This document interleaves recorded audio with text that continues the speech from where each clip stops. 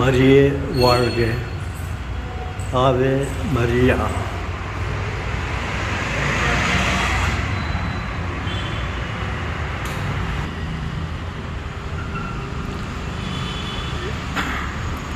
எனது அன்பு செல்வங்களே, நான் மாதாவின் கோயில் இல்லை அமர்ந்து கொண்டு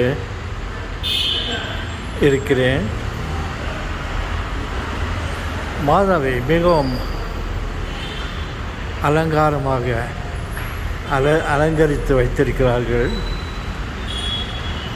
இன்னும் சில நாட்களுக்குள் அவர்களுடைய பிறந்த நாளை கொண்டாட உலகமே காத்து கொண்டிருக்கிறது.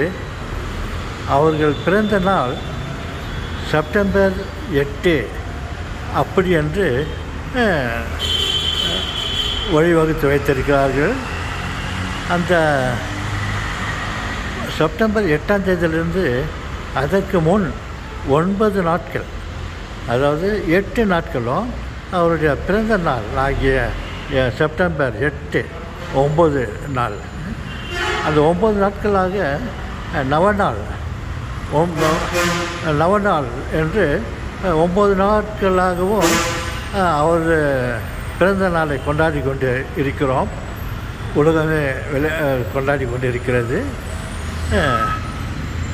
இன்று